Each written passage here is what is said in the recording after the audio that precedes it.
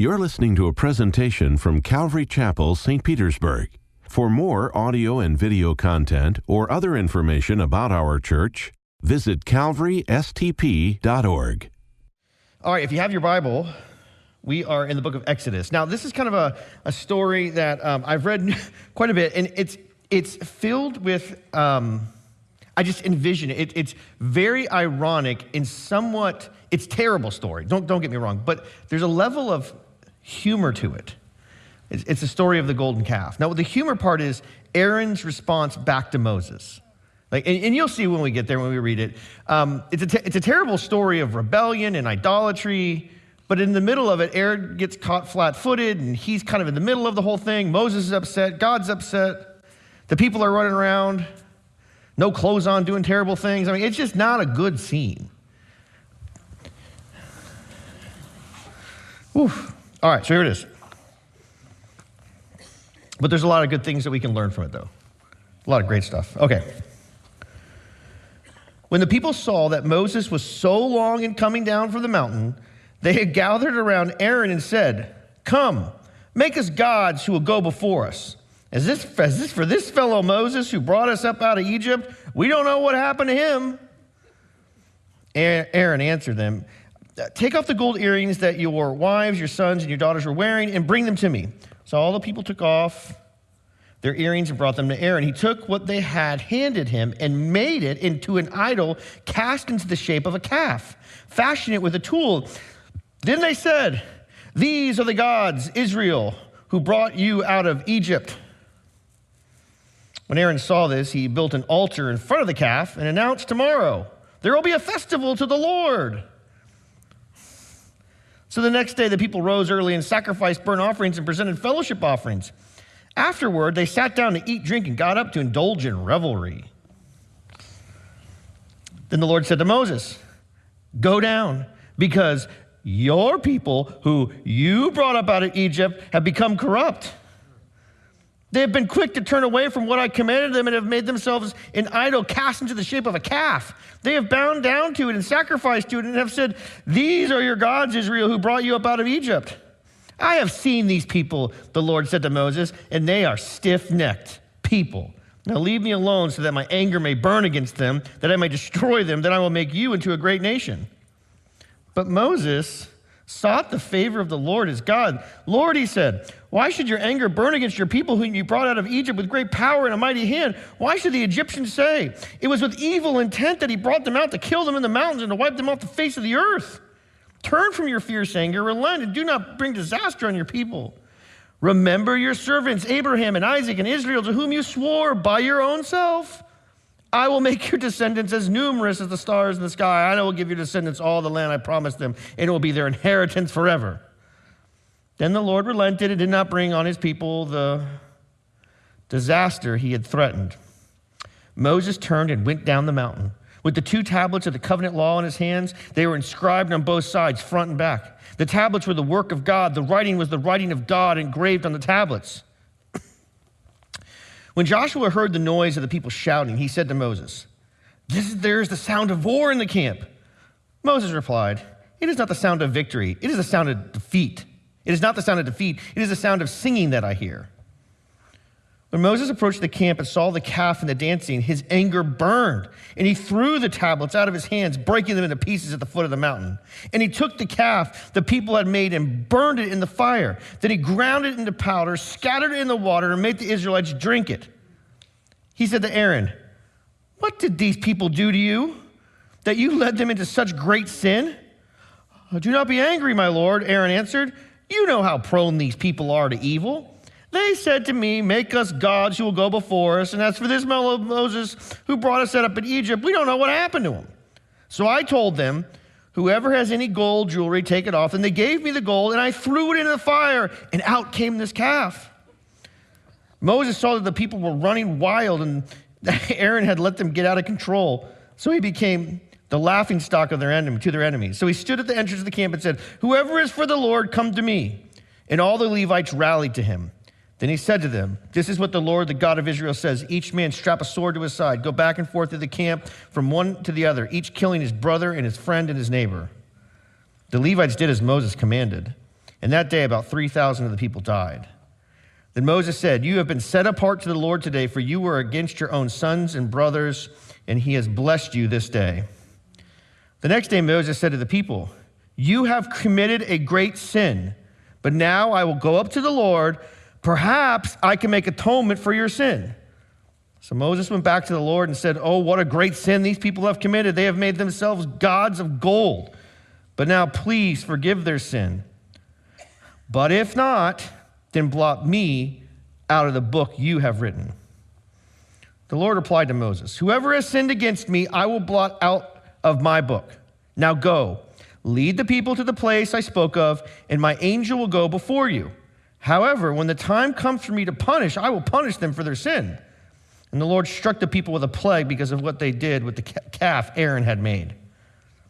Then the Lord said to Moses, "Leave this place, you and your people you brought up out of Egypt, and go to the land I promised an oath to Abraham, Isaac, and Jacob, saying, I will give it to your descendants. I will send an angel before you and drive out the Canaanites, the Amorites, the Hittites, the Perizzites, the Hivites, and the Jebusites.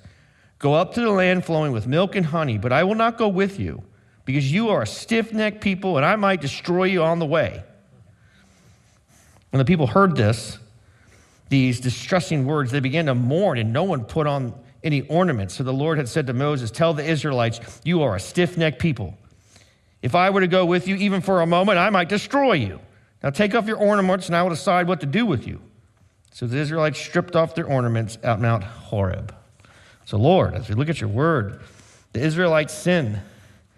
God, Moses' intervention.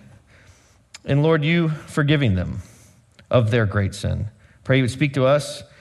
You would show us who you are, that you are holy, you are set apart, but you do forgive sins, even great ones. So be with us now. In your name we pray. Amen. I told you it was a good story. Not good. It's yes. And there's some laughable parts. You're like, this is kind of crazy. Aaron's trying to get out of trouble. Feels like a bunch of brothers, which they are, ironically. I don't know what happened. Moses just popped out. So a couple points here this evening. The first is this. What happened? Making gods. What's fascinating about this, and I read a couple commentaries, there's more going on here with this golden calf that meets the eye. Now, we do know already that God had already given them the 10 Commandments verbally at the mountain. Now, Moses has got the tablets with him, right? It says, the ones that God wrote with his finger, like the whole thing. He's got the tablets. But he already told them, hey, you're not supposed to be doing stuff like this. But they make a god, and there's an altar there, and we're going to get into that, but what's going on with that? The second point is this, a great sin. It says it over and over and over. This was wrong. What does it mean to sin? It means to morally fail. And people are like, well, how do I know if I sin or not? Well, listen, do you know that there's a right thing to do and a wrong thing to do? Everybody has some type of compass, even if it's all squirrely and half broken. Everybody's got some type of compass. How do I know that? You wrong somebody, and they say, you shouldn't have done that. Oh, now there's a right thing to do in the world. Interesting. So a great sin, this idea that you can morally fail, and it's pretty bad what they did. It was pretty bad. And the third point is this, making atonement. At one moment, God was going to rectify, make something right. And Moses said, God, listen, if you need to take me out so that you don't wipe them out, because they're your problem anyway, God, you could do that. But I'm going to make intercession for these people. And you ask yourself, is that even possible? Could you make intercession on somebody else's behalf? Could you pay the penalty for it? And you start to think to yourself, if you were here on Sunday, last couple of weeks, you're like, I think I read this before. Romans chapter 9, Romans chapter 11. Paul says, I wish I were cut off or cursed for my people. The same language that he's borrowing from Moses. So there's this sense. And the question is, can you make atonement for your sin? Is it possible? Because what does he say? Well, he says, you know what, Moses? You know who's going to pay for it? They're the one that did it. They're the one that's got to pay. So, but we'll get there. Okay, jumping too far ahead. All right, the first point, though, is making gods. This is, I call this, a crisis in the making. You give people too much time on their hands, nothing to do, waiting for Moses, and they're like, this is taking too long. And you thought screen time was bad, right? When are we going to get there? This car ride's too long. It's essentially what they're saying. They're like, I don't know what's going on. This Moses fella, What do you mean this Moses fella? He just led you all this way. I don't know about this guy, but he's on that mountain way too long. And it just, we're kind of in a rush, and we just want to get to the place, so let's make our own gods and just get on the way. There's this crisis brewing. And you're asking yourself, where did this kind of crisis come from? Like, they just saw God on the mountain, the presence of it. This whole experience of coming out of Egypt is not just a normal experience. Why are they just losing their minds already? Well, if you go back a couple chapters, I have the verses up on the screen. Exodus chapter 20. I read this one commentary, interesting commentary. I've enjoyed it, reading it, by Nahum Sarna. And this is what he says. He goes, if you look back at Exodus 20, when the people saw the thunder and lightning and heard the trumpet, they saw the mountain in smoke, they trembled with fear. So when God came on the mountain, the people were like terrified. They stayed at a distance. They wouldn't come close. And said to Moses, speak to us yourself and we will listen, but do not have God speak to us or we will die. Moses said to the people, do not be afraid. God has come to test you so that the fear of God will be with you to keep you from sinning. The people remained at a distance while Moses approached the thick darkness where God was. So, chapter 20, this is the 10 Commandments. He tells them all about that. Like, don't make anything like me. Don't make any other gods. It's very clear. Like, don't do this. Like, that's not what you should be doing. God's on the mountain, and they say, we're pretty terrified of this whole thing, and we're not going to get any closer. Moses, you be our proxy. You go on our behalf up there. We're not going. And there's a debate in Christendom. Did the people of Israel fail to do what God told them to do? In some way, I think they're right. They failed in this, and he says, don't be afraid of him. He's doing this to test you so that you would not sin. But what happens here? Moses, this mediator, goes up to the mountain and receives instruction. And we have been talking about that instruction, it seems like, for 40 days ourselves. Talking about what the tabernacle is supposed to look like, and the curtains and the fabric. All this detail. This is kind of like God's like, hey, I'm going to build a space where I'm going to come and I'm going to dwell straight up in the middle of all the people. That's what I'm going to do. And he tells Moses all this intricate detail. And Moses is going to come down and say, okay, here's the plan. We're all going to do this. Here's what this place is going to look like. This is the fabric. This is what's going to happen. This is what's supposed to be on the inside. This is this tabernacle of meeting that God's going to do. And the best part about it is it's mobile. We can pack it up, and everywhere we go, God goes with us. He's going to dwell right there with us in the middle of us. And so he had set this up already with them. Moses got all this instructions. He's getting ready to tell the people. But what happens? What they do, and one commentator brought this point up, and it was fascinating. Instead of this tabernacle that God instructs the people to do, they build their own tabernacle, their own meeting place.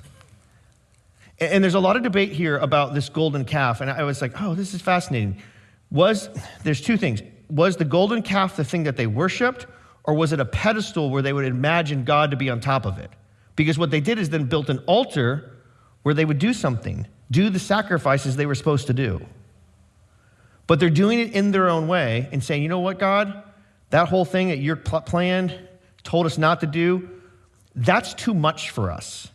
Instead, we would like to make you a little bit more approachable in our own image in the way that we want. So they take the holy God above all things. When they look at it, they're like, there's a level of fear, but they're like, this is just too much. We want to make you a little bit softer, a little more gentle, a little fluffy, and we're going to make this golden calf, and this is something that we can see and we can like kind of take in, but God, we can't take you in fully.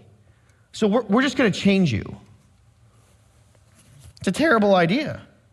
So what they do is they make this God, making a God we can see. The people desire more than a throne on which an invisible God might sit. They want to see their God. By making an idol, Aaron disregards one of the core obligations of the covenant. Hey, don't make anything like me.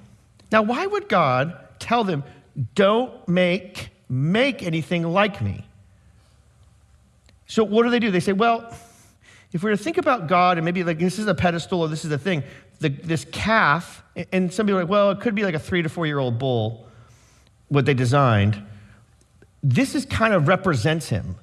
Once you do that, and you create something in creation to look like him, you've already reduced him down to something that's created. This is what people do is pantheism. What they do is they worship the sun or the moon. That is our God. That object will lead us. God's like, do not make anything, because anything that's created on earth cannot fully represent me. So when you do that, what happens? You're stripping things off of God and say, this is what will lead us. This is what will guide us, because it can make sense to you. But what is he saying? That's not the way that it was meant to be. What I find fascinating too, I was reading one of the commentaries, they're like pay attention to what happens in Aaron's response. Because they didn't switch religions. They didn't switch teams. They're like, okay, we were worshiping the God of the Bible. Now we're going to worship another God. Because some people say, well, it could be a tip of the hat to the Egyptian gods. It could, but here's the problem. What they did is they just simplified it. Instead of having the tabernacle representing God's presence, which was part of the design, they make their own tabernacle with their own statues to make their own sacrifices. They don't wait for God to tell them how to do it. And they're too terrified of all the stuff that's there, so they just reinvent it in their own head. And so what happens here, when Aaron in particular, what does he do? Well, he actually tells the people, look what it says, verse 5. When Aaron saw this, he built an altar in front of the calf and announced, tomorrow there'll be a festival to the Lord. He uses God's personal name. And I'm like, why would Aaron use God's personal name if it wasn't a way to reinvent how they interpret God? They say, hey, God, and they tell the people, listen, it's the same God, but we're going to have this golden statue thing, and we're going to have a festival to him tomorrow. So bring your sacrifices so we can sacrifice to him, but it's going to be to his, because it's going to be to him. So I just think what's happening is they're reinterpreting God in their own image, in their own way. They're making it something so then they can go around in revelry, which is, you can look that up later, not good, carousing around, just doing what they want to do, just living every expression that's in their heart. And what happens?